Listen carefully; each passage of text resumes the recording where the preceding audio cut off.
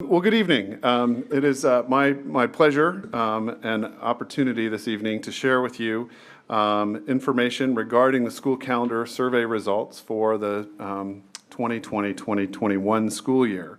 Tonight, in my role as superintendent, I'll be representing the work of the ad hoc committee and as my role in the superintendent, supporting their work because they have put forward quite an effort, and I want to thank them, and I will in just a second, for their incredible work. Additionally, in my role at the end of the presentation, I will be making a recommendation to the board based on the work of the ad hoc committee, feedback from the survey, community inputs, and the like. But as we go through the presentation tonight, I do wish for you to consider a couple of things. One is, if you have questions, please note those so that we can begin to answer those at the end, and we'll have as much of the answers as we have tonight. Anything that we don't have, we certainly can get to you relatively quickly because the turnaround on the vote for the calendar is next Tuesday.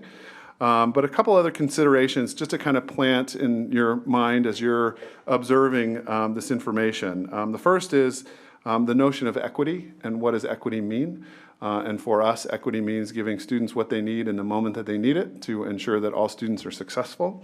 Thinking about structure, what is the structure that we're looking for that would support student learning as best we possibly can? And last is good governance, something that you all have talked a lot about as in your role as school board members, thinking about governance. So I think those are three things just to kind of, for context, to consider. Again, equity, the second is structure, and the last is governance, regardless of where you are on the calendar as you've seen it so far. So the outline for this evening, some of this will be going over some ground that has been shared a number of times, but as good communicators and stewards of the public's trust, we feel like we need to continually go over some things that we've talked about previously just to make sure that it's on everybody's radar. So we do want to review tonight the calendar development process to make sure everybody's aware, share the results of the calendar survey, provide information about the data from the survey as it's presented, answer any additional questions that you may have regarding the school calendar, and then as we move towards the December 17th ratification date, think about what kind of documents do we need to make sure that we prepare so that you're ready to make your decision next Tuesday. So I want to begin with the ad hoc committee membership. And here you will see a very broad range of people. There are many parents on this list. There are staff on this list. There are school-based leaders. There are central office staff. There are support folks. And our own Niharika Singh V is also was on the ad hoc committee, so we had the student voice as well.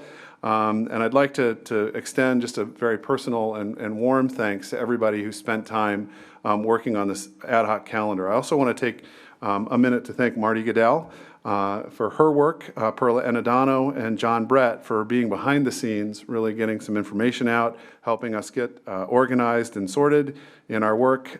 Their commitment and dedicated hours have really helped us get to where we are in a rather efficient and I think effective way, and at the same time you would never know how hard they worked to get us there. So I also want to extend a special thank you to the leadership, William Bates and Kristen Michael, who both co-chaired that ad hoc committee as they were moving forward. So anyway, I just want to start there. The next is just to do a quick glimpse into the work. Here you'll see the dates that the ad hoc committee met and the topics of conversation. Their first meeting was October 16th. The calendar basics and drivers were reviewed. They reviewed the ad hoc committee's charge, which I'll talk about in just a second. The second was to develop the 4 calendar options, 2 pre-Labor Day, 2 post-Labor Day. Committee members then brought drafts back to their schools after that to receive organizational feedback throughout the system, throughout the community. And then at that third meeting, they came back to discuss the inputs that they received, made adjustments to the calendar based on those inputs, finalized the 4 draft options, and shared those drafts with myself to develop the survey. And those calendar options were presented in a regular school board meeting to you all on the 12th. In my humble opinion, this has been what I would consider an open and transparent and predictable process that we've gone to pretty extraordinary lengths, I think, to communicate about from the very beginning. The first conversation we had about the calendar actually goes back to August and September, where we were asked to put it on the agenda for consideration, and we did that. And further developing and following through with this process that was shared so publicly, I believe, serves to continue building credibility and trust in our division. And so being able to present what we're going to do what we said we're going to do, and follow through with what we said we're going to do, I think over time will continue to build the confidence and the trust in the community. The committee that you see, we have a couple of pictures here, spent some dedicated hours to the work. There were 4 separate committees that grew out of the ad hoc committee that developed the 4 separate calendars. And their charge, and I want to be really clear what their charge was to develop 4 calendars for consideration using the inputs that were shared, with 2 of the calendars being pre-Labor Day and 2 calendars being post-Labor Day. That was the extent of their charge. But utilizing the input that they received with respect to drivers then began to influence how those calendars began to take shape. So here you see another couple of pictures, the team in action. And I want to reiterate that between the second and third ad hoc committee meeting, they did develop first drafts. So that entire ad hoc committee meeting, which is about 35 people, did leave that ad hoc committee meeting, go back to their constituents, get feedback from the representative organizations that they were representing, so shared that with them, and then came back, and this is the last meeting where they were refining their final decisions with respect to the calendar.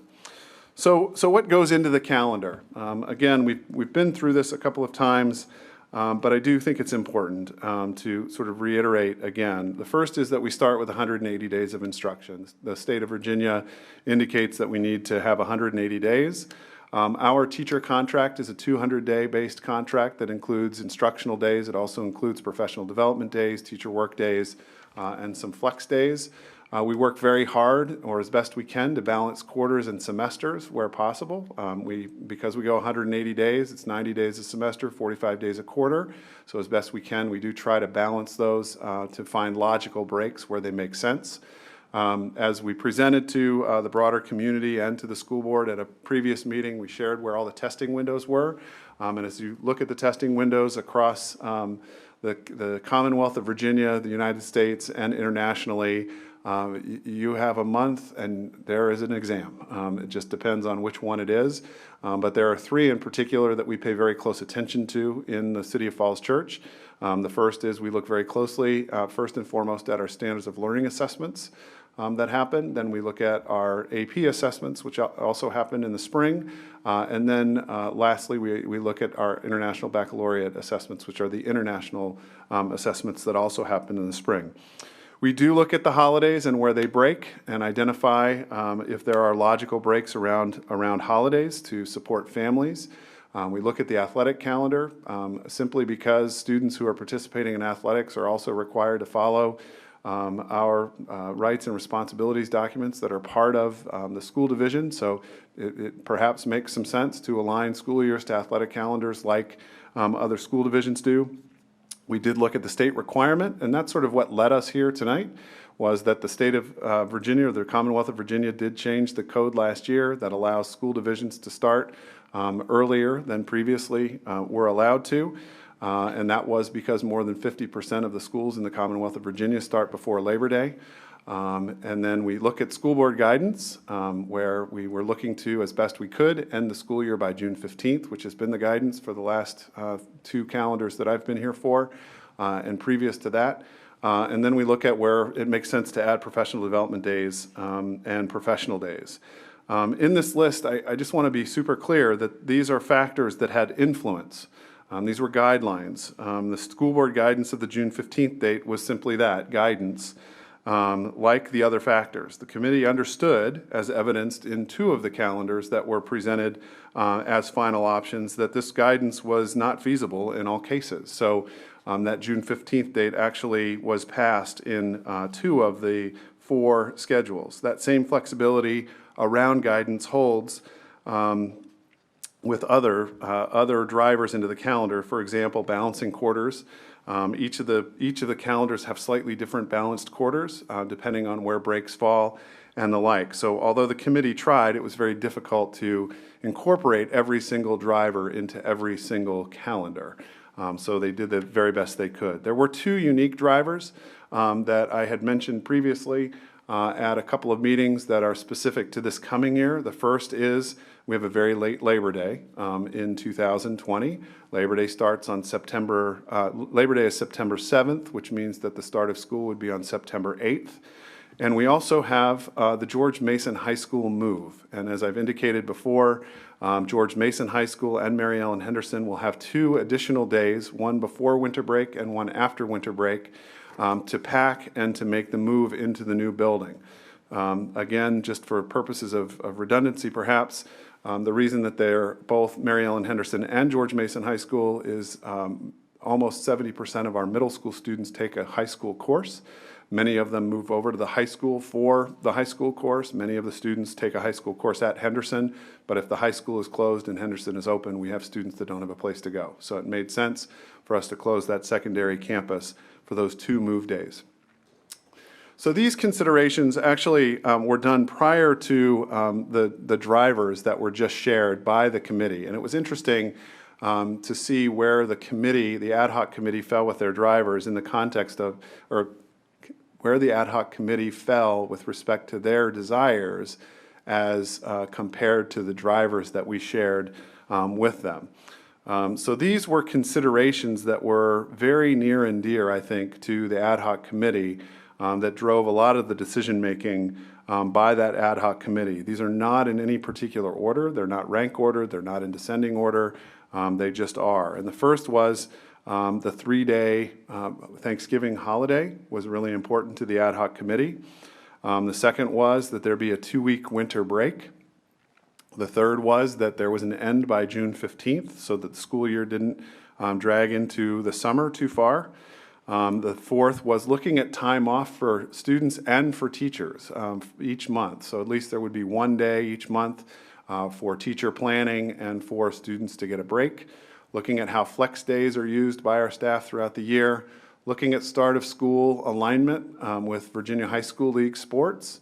The seventh is looking at planning days after each quarter. Those are very important, particularly well, I won't say particularly to our secondary schools, but to all schools, elementary for those teacher work days in the fall, for teacher conferences, but more specifically into the secondary as the year progresses with grading and reporting.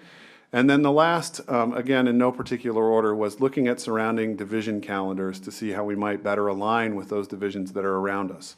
So for purposes, again, of sort of redundancy, I've shared with the board that we are one of 3 school divisions in the Northern Virginia Region 4 that are post-Labor Day start, the city of Alexandria and Arlington County being the other 2.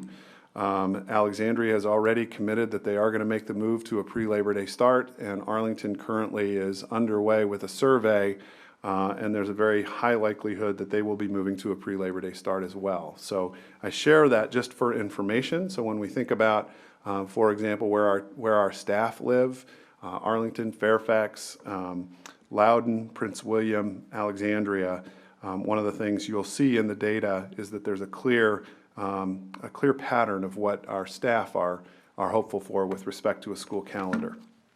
So here are the calendar comparisons, and there are 4 options that emerged from the work of the ad hoc committee. On the left-hand side of this chart, you'll see the major events or the major parts of the calendar, if you will. The first day of school, Mason moving day, so there wouldn't be school at GM or at Henderson. The last day of school and graduation.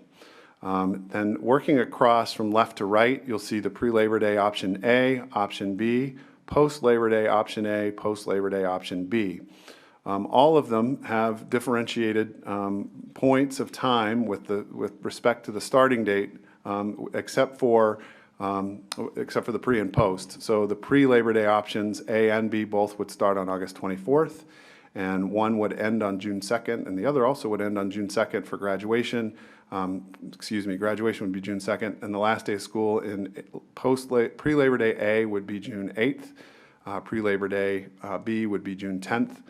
And then the post-Labor Days would both start the day directly after Labor Day One would end on the 22nd, the other would end on the 23rd. And then you'll see in there those Mason moving days that correlate to where winter break falls. So if you look at the first Mason moving day, you'll see the flexibility based on the calendar selection where those Mason moving days would be with respect to the winter holiday. So one of the questions that's come up a number of times that we've been trying to field through the FAQ in a few different ways is why was there no calendar option for the 31st of August? And I think it's a really interesting and good question to ask. And it's also interesting to note that Arlington County has put their survey out, and right at the top of the Arlington County survey it says August 31st was considered and rejected for a variety of reasons. So the August 31st day is an awkward day when it comes to building a calendar. And so I want to give you some reasons for that, but before I do that, I want to dispel as best I can any rumor or doubt that you may have about that 31st date. By saying earlier, I indicated to you, the board, and to the community that the charge was to develop 2 pre-Labor Day and 2 post-Labor Day calendars. We never took any start dates off the table for the committee. The committee was wide open. They could start the year up to 14 days prior to Labor Day, and they had a lot of flexibility. However, the committee did consider the 31st at one of their very first meetings, and they almost immediately rejected that option as they started to put it together. And there's a number of reasons that they considered the 31st, but due to those concerns, eliminated that. They began looking at it. They also looked at a midweek start, but thinking about that 31st, it created some very specific challenges around balancing of quarters, looking at where teacher workdays fell with respect to the end of the quarters. So some of them would fall, for example, midweek. Some of them might fall because of where holidays are, knowing that teachers would like to have a teacher workday at the end of the quarter. If there was a holiday on the Monday and the quarter ended on Wednesday, that would mean that there would be a Thursday off so that teachers could do grades. We felt like it was hard on families to consider a Monday and a Thursday off on the same week. There were also some core values that were not reflected in looking at a 31st date. For example, to build extra days into the calendar, to achieve that 15th deadline or look at the end of the year. The 3-day Thanksgiving break perhaps was at risk. One of the things you'll see in the data was that the 2-week winter break was really important to both staff and to families. The extended weekend to encompass Martin Luther King Day and Inauguration Day created a challenge. And then at the end of it all, the ad hoc committee did not want to deliver to the superintendent 3 out of 4 calendars that went past the June 15th guidance. And the real thought behind it was, on the August 31st date, was if we're starting a week earlier and not getting out any earlier than we were this year, where's the real value in starting earlier? And so there were a number of things that were points of discussion from that ad hoc committee that I wanted to share with the board tonight and with the community to make sure everybody understood why we landed on 2 24th options. And as we go through the calendars, you'll kind of see how some of that makes sense. So I want to walk through this chart. It's a little bit hard to read, perhaps on the screen, but one of the things we tried to do was color code it so it made it a little bit easier to read. So any place you see all white, those spaces are exactly the same. Anywhere you see color, there is difference. So for example, on pre-Labor Day, on Labor Day, which is the first line in the left-hand column, if you work across, those days are all off the Monday before the holiday. The Monday holiday would be off, and then on the pre-Labor Day and the post-Labor, the 2 pre-Labor Days, the Friday would be off before. But the bottom line is Labor Day would be off. However, if you work down to looking at Columbus Day or Indigenous Peoples Day, one of the things you'll see is in pre-Labor Day option A, that would be a professional development day. In pre-Labor Day option B, it would also be a professional development day. But in post-Labor Day A and post-Labor Day B, that would be a holiday. And then the Monday before Election Day is the same for all of the calendars, and then you can kind of work down and see where the similarities and differences are as we move through these different choices. So the 4 calendar options, and again, I won't go through these because they're going to be a little bit hard to read on the screen, but there are some components to it that I think are important. The first component for those folks that may be looking at this online is to understand what the key is. So in the bottom right-hand side of the chart, you'll see a legend, and in that legend, it will identify essentially H is for holiday, N is for new teacher, TW is teacher workday, PD is professional development, F in this particular draft is first day of school, which is Monday the 24th of August. H is a holiday again in September, moving through.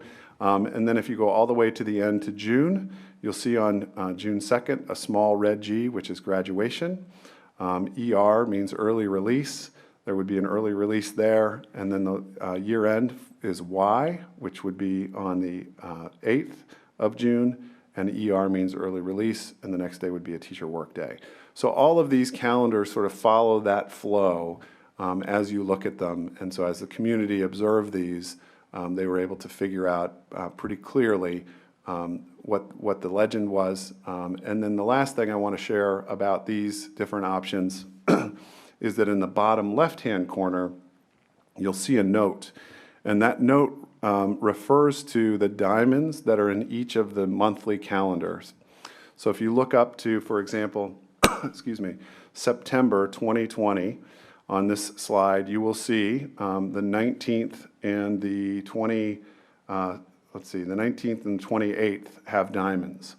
Directly below that month, it says the 19th is Rosh Hashanah, begins at sunset on the 19th and ends on the 20th, and Yom Kippur starts on the 26th at sunset, on the 27th at sunset and ends on the 28th.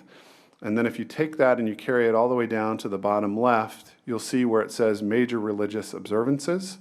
This is a note that we would like to include in all of our calendars this year that say these are regular school days unless otherwise indicated. Efforts will be made to avoid scheduling tests, activities, and major school events on these particular days. And part of our work, I think, of being a caring community and culture is being clear about what our expectations are for our schools and for ourselves with respect to how we treat those different religious holidays. So let me get to the survey, because I think that's sort of what you're waiting for, is some information about what we saw. So let me begin with sharing sort of who took it and a couple of observations as I move along. First and foremost, we had 1,240 responses.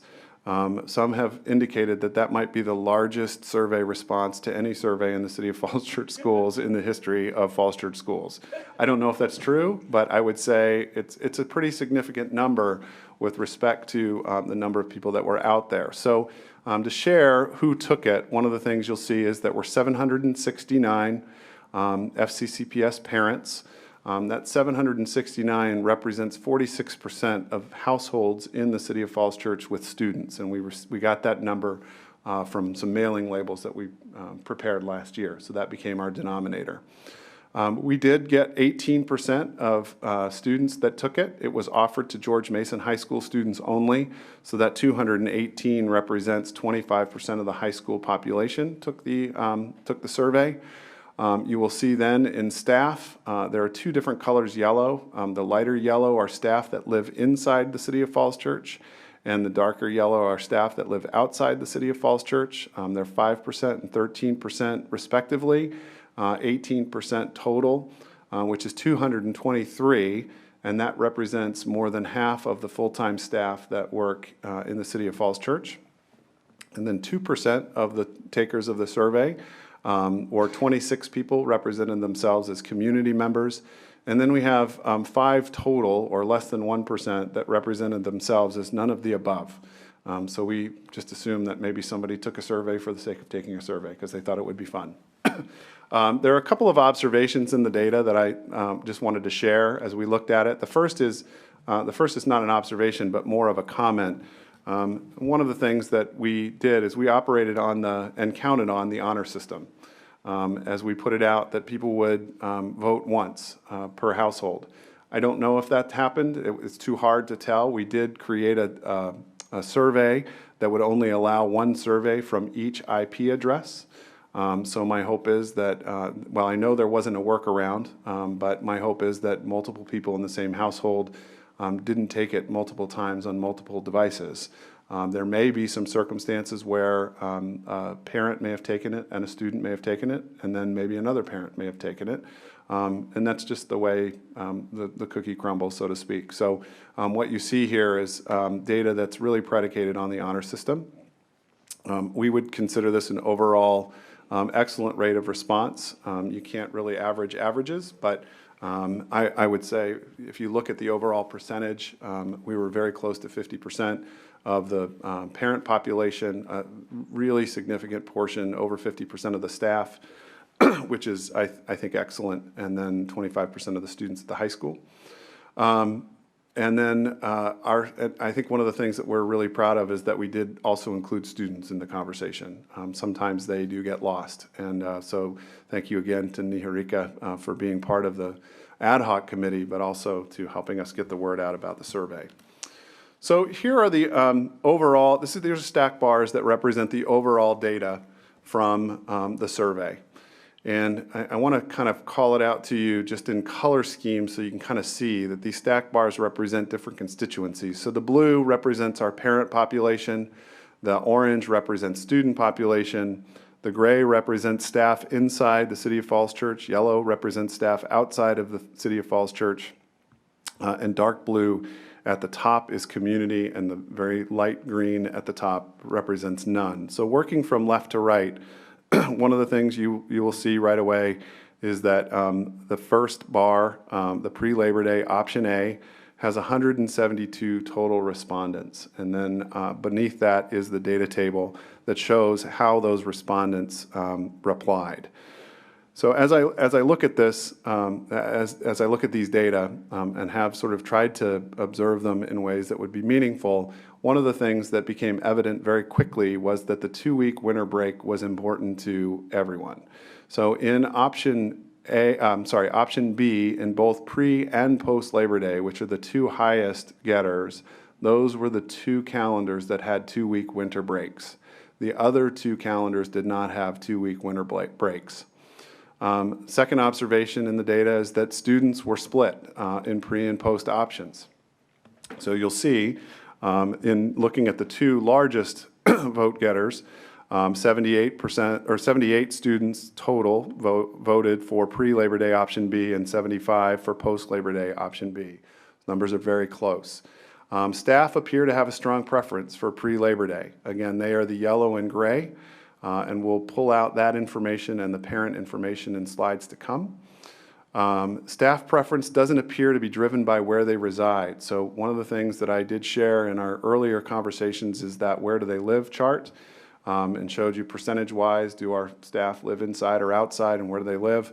But here you'll see the yellow and gray in combination, both in and out, don't seem to have mattered. Parents also seem to have or appear to have a strong preference for post-Labor Day. There was a low incidence of those who identified as community or none, and the overall preference, as you look at these data, just on its face, is for a pre-Labor Day option B start. And the total number in that category is 444 respondents voted that as their most favorite option, and post-Labor Day B had 406 as the most favorite option. So let me pull back a little bit and pull some of that information out, just to kind of share with you a little bit further some observational information that we can glean from these data. The first is this is the parent respondents, and when you look at this, this is how they rated their most favorite options. So 113 parents rated pre-Labor Day option A as their most favorite, 223 pre-Labor Day B as their most favorite, 145 post-Labor Day A, and 284 is post-Labor Day B. There's a pretty, not an even distribution, but there is not as significant a variation between the post and pre as you'll see with the staff. And I'll just sort of preface that as we look at these. But parents definitely appear to have a stronger preference for post-Labor Day.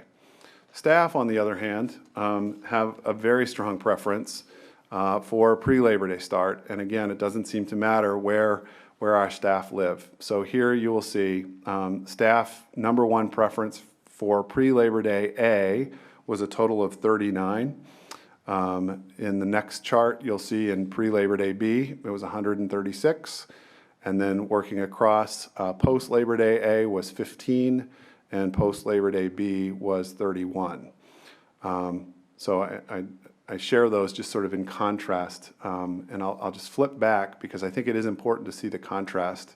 Not that it's a steady split between and among, but it does appear that it's a starker contrast for sure with the staff as a pre-Labor Day start.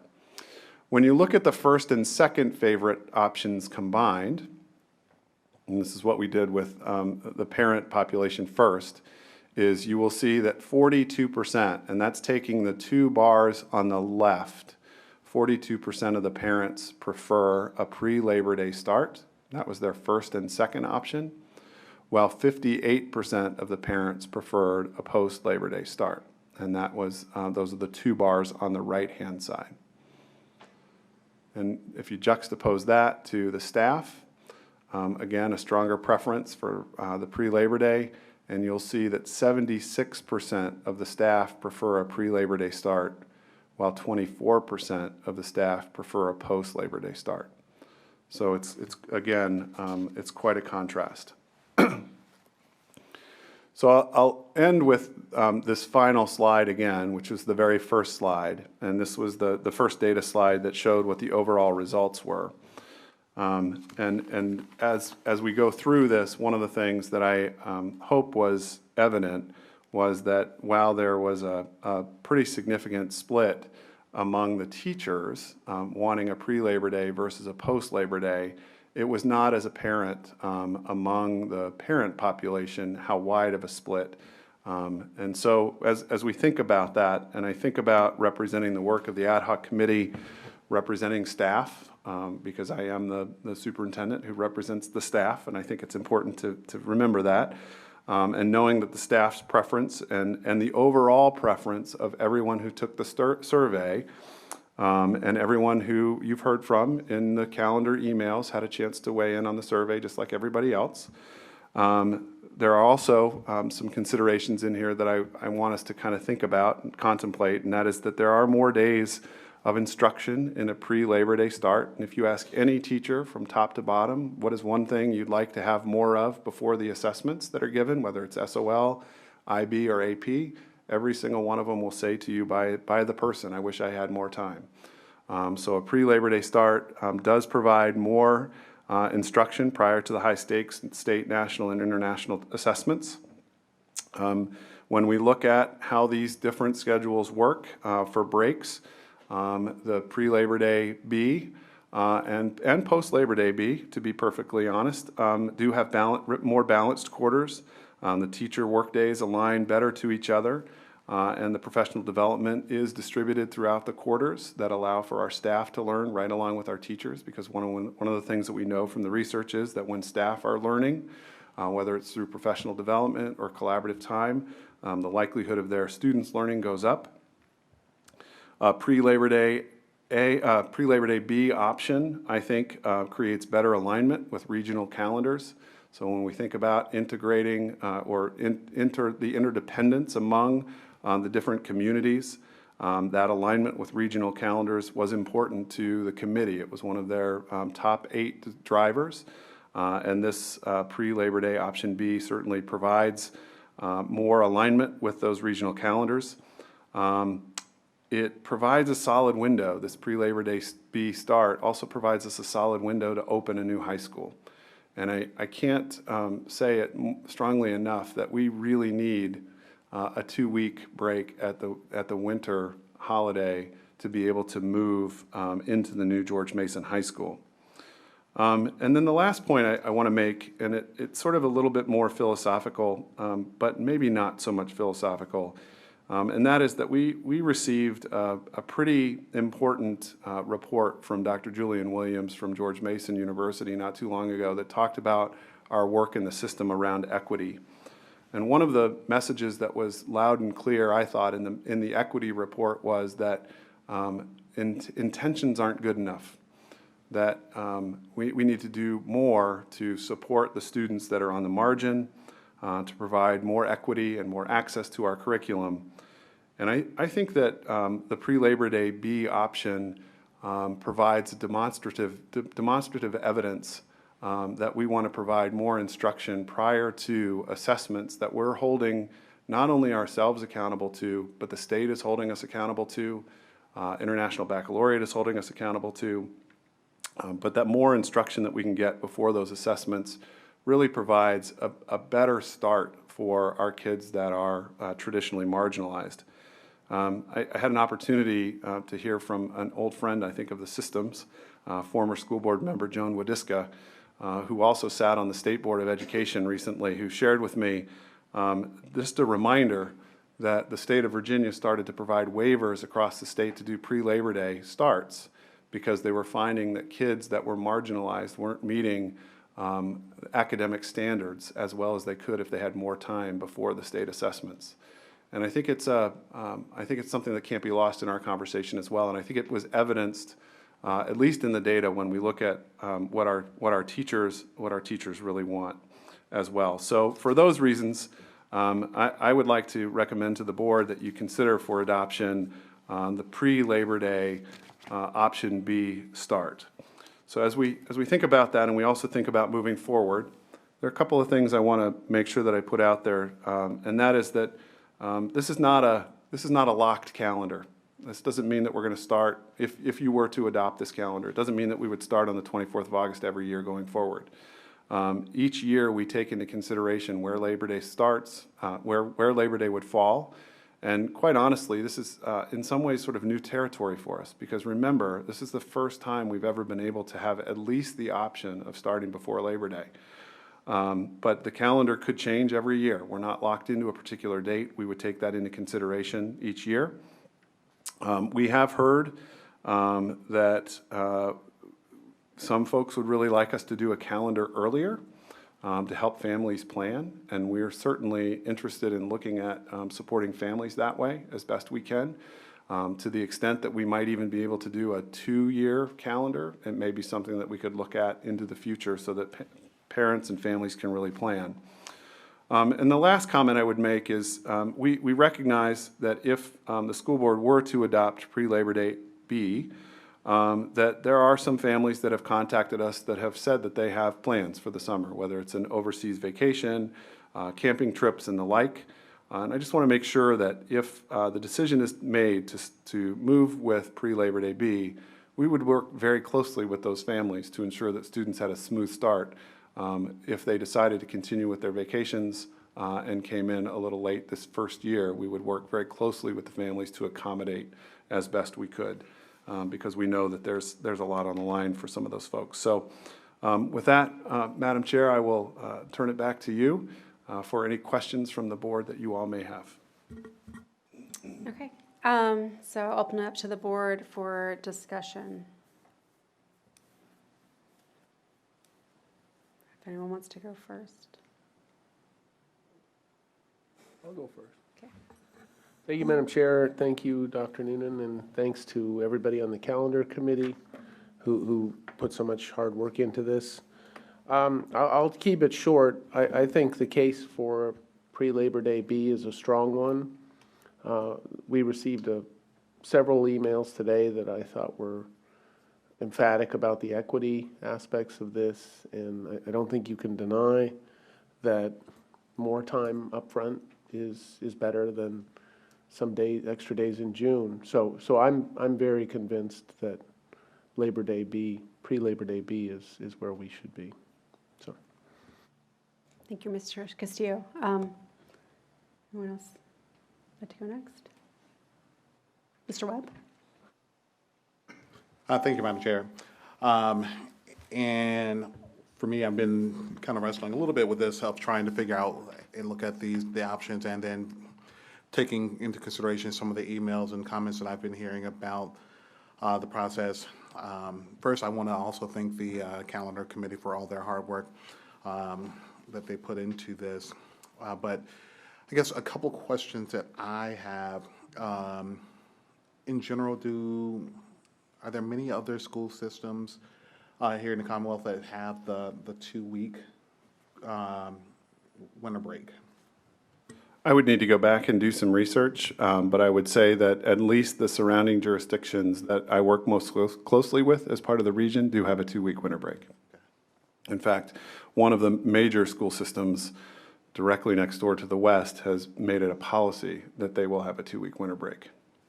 To add to that, Arlington County's calendar survey said that all of their options in their calendar survey had a 2-week winter break. They stated in previous years, stakeholder input demonstrated strong support for a 2-week winter break, allowing families time to travel and allowing students and staff sufficient time to recharge.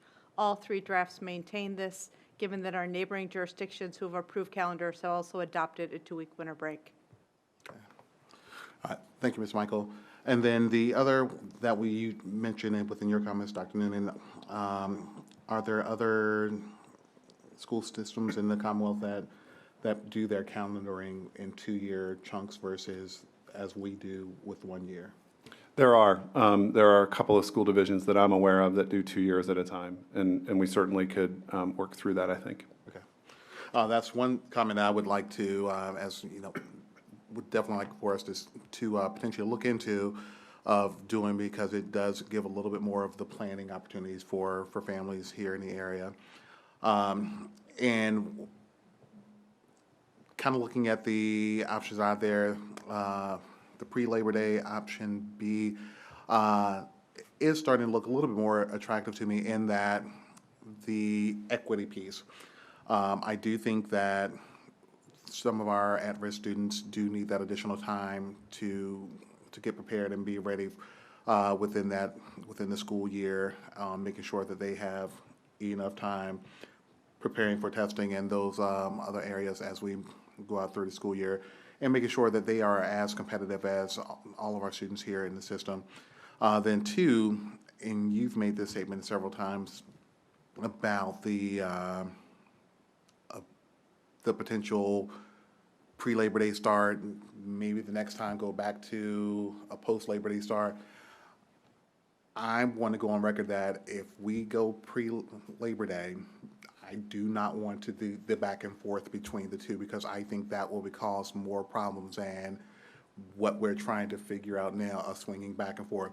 I understand that there'll be times where Labor Day may make a difference of when pre-Labor Day we may start, but this school calendar year, we start before 3 years later we go back to a post-Labor Day start. I don't think that's a good kind of system to do each year. We're swinging back and forth, because I think as folks are talking about the planning for vacations, trips with families, that kind of back and forth, it wouldn't be helpful as well, I don't think, in the planning process of that. But I am leaning towards the option B, and for me, it's purely an equity piece, making sure that all of our students that are at risk have the same opportunities to be at the same level, same opportunities as all of our students in the system. Thanks. So there's been a lot of discussion and question on this issue, and one of the questions that I've gotten frequently from people is, where's the school board, or what's the decision going to be in terms of what you guys are going to do? And to date, what I've answered has been, our only decision so far has been is we will definitely start school at some point. So I feel that we're all in agreement that we will start school next fall. So that's kind of been, there's been a lot of information that's come in, done a lot of conversation, and I think that the comments I had, and their comments more than questions, were just regarding the process and how I think that this has kind of taken on a life of its own, and there's obviously been a lot of input. And so I guess the one thing from a process standpoint is I think it would have been really helpful if there'd been some sort of checkpoints, I guess, with the board to have the board ask any questions or clarify anything as we went along, just because I think it would have been really helpful and hopefully would have cut down on a lot of I guess, the outbreak of questioning of the dates and why the committee chose this and why they chose that. And I just think that if there had been the checkpoints, the board could have asked the questions, why, first of all, clarifying that the June 15th wasn't a hard stop date. Oh, well, okay, now I understand why the committee decided, to stick to that. So I think that that has caused a lot of problems in terms of the community asking for why not the August 31st date and trying to clarify that. So I applaud the effort for transparency and to have all this discussion around it.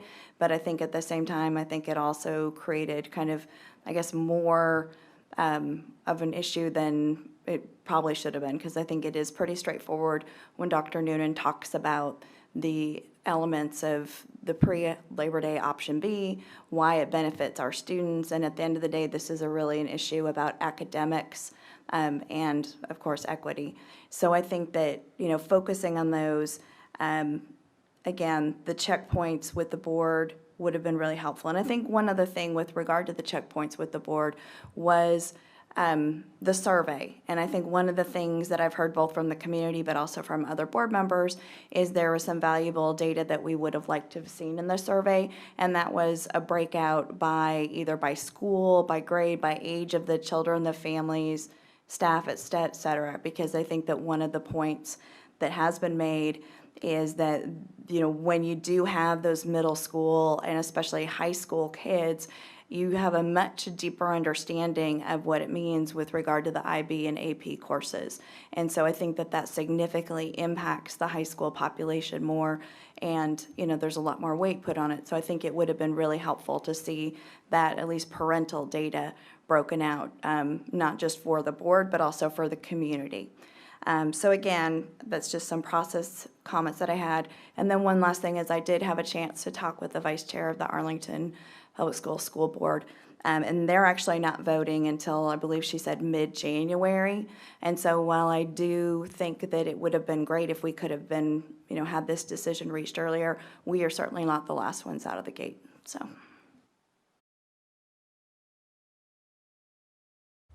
Thank you, Madam Chair.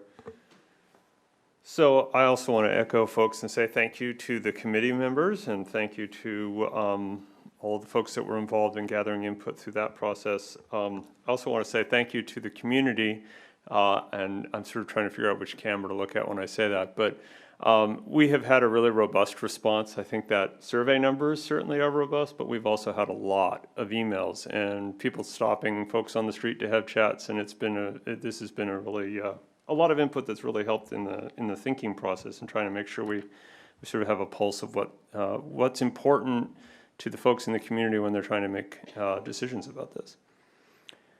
For me, there's some things in those emails that I think we should capture for future years, in addition to the idea that maybe doing a calendar every couple of years for a 2-year cycle as opposed to a 1-year cycle might make sense. But there were some other things about comments in there that we should take a look at in terms of dates for, do we start on, for instance, the same, I don't want to say date, but day of the month? Like, do we always start on the nth day of whatever month, or, whatever? Or do we have spring break be floating as opposed to attached with Easter? This sort of a question mark has been there.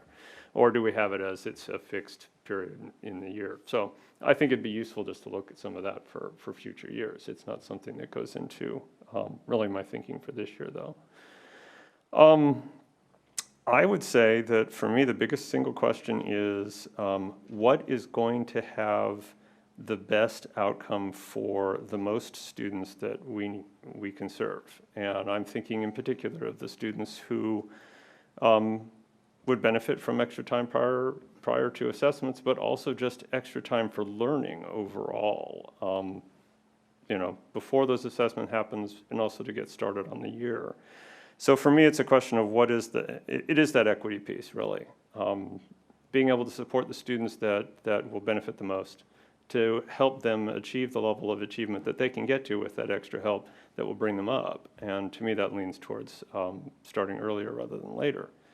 So that's really kind of the biggest the biggest driver for me. I will note also, looking at the numbers, one of the things I did slicing and dicing those numbers was adding up parents and students together and adding and looking at the staff, sort of like as a proxy for families, parents and students, as a proxy for staff, looking at the staff numbers.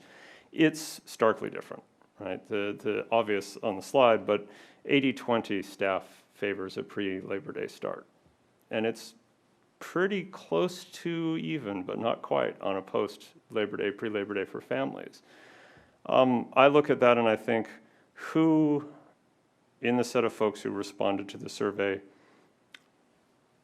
is in a best position to help us answer that question of what will help students achieve the best that they can. And it's their teachers, and it's the folks that are in the schools and the staff that have their hands on the pulse of what will help our students learn. So I look at that difference and I lean towards the earlier start as well. One question that we did talk about, but it's useful to have the additional information on the 31st of August option, because we have heard a lot about that. And knowing that the committee looked at it and the committee made the decision that that was not an option that they felt was viable, I think is actually a really helpful piece of just to make sure that that's known and understood. And so having that is really good there. And the other thing that struck me is whether or not in all of the information that we have, we might have had information, we might still be missing people. People who are, for instance, afraid to take a survey, even if it's an anonymous survey, for whatever reason. Or people who are afraid to send emails to reach out to the school board, or to send emails to the calendar for whatever reason. And so what is the voice that we're not hearing as a result of that? And where does that land in the range of our community? I don't know the answer to that. How do you hear silence?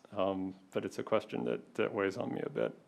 So in the end, I'm also in favor of the pre-Labor Day start.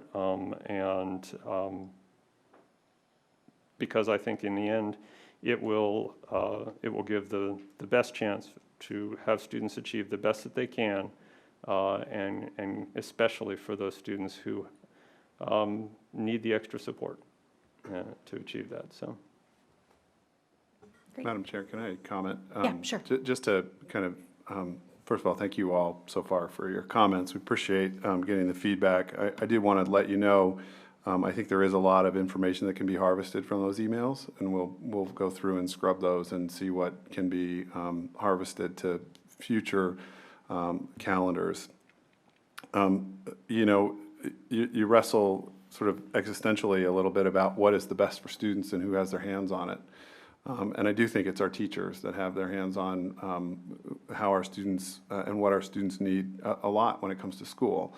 But I was struck by a conversation that Mr. Bates and I were having earlier today.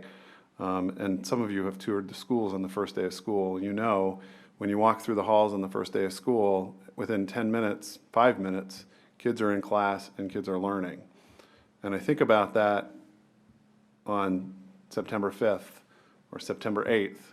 And then I think about it 10 days before that, 10 school days. And that's 10 times 7.5 hours. That's 75 more hours of instruction that is useful time that these kids would be in class. And I really feel like, I wouldn't be doing my job as an educator if I wasn't advocating on behalf of kids. So I feel strongly that, that additional 75 hours of instruction that we can provide to kids actually will have a significant difference, make a significant difference in their learning outcomes. Thank you, Dr. Noonan. So as always, I go last, and everyone has already said everything I would say. So thank you again to the committee, to everyone who worked on it, the community. My number one priority is doing what's best for students and instruction, always. I am also a family who's booked vacation, and it doesn't matter, though. That's not my vacation, doesn't control what goes on. It's what's best for students. And, I can make those changes so that our kids can get that extra learning time. I echo Mr. Anderson's comments that I think there are voices of parents and kids who need that extra instruction who weren't heard in the survey and are not heard in our calendar emails and don't show up to meetings. And I think it's really important that we take that into consideration. I know people who sit on the board of the Family Resource Center do hear from those families, and they strongly prefer more instruction time, even if their voices aren't going to show up in our survey data today. I also would give more weight to staff preference. They do know the kids best, and they know what students need more than any of the rest of us do. I would also echo Mr. Webb. If we move to a pre-Labor Day start, actually I'm kind of agnostic as to if we move back and forth. But I think that if we are going to move to a pre-Labor Day start and we don't have that certainty anymore, we definitely need to do a 2-year at a time calendar. I know DC Public Schools does a 3-year calendar, which is a lot, but 2 years I think would be really beneficial since Labor Day does move around a lot, so that starting a week or two beforehand could really make a huge impact on families and their planning, whether it's for camps, which require you to register and pay money in January, or vacation homes that you have to book a whole full year in advance. One other question I have is around Inauguration Day.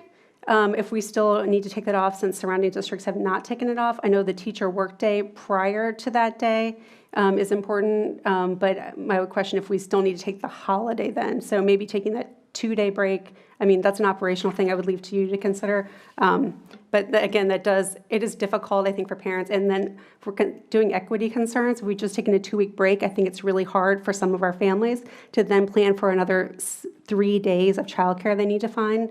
And it's very disruptive in January, especially when we're having so many snow days and closures, to have an additional 3 days off of school in the middle of January. Just, again, operationally, I will leave that to you to figure out, but voicing my opinion on that. And so I think it's pretty obvious from what I've said that I prefer a pre-Labor Day start with a 2-week break. I do want to represent 2 members who are not here tonight, Phil Reidinger and Shannon Litton. Both of them have requested that we produce an August 31st option. I told them I would raise it, and ultimately it's the will of the board. If that is something we would like to ask the committee to produce, so I will put that out to the board. I'm satisfied with your explanation of why there is no August 31st option, but I do want to make sure that Mr. Reidinger and Ms. Litton's voices are heard tonight, and that we all consider that, and that I throw open to the whole board to decide if the will of the board is to produce a 5th option. Comments on the 5th option? Anyone like to see an August 31st option?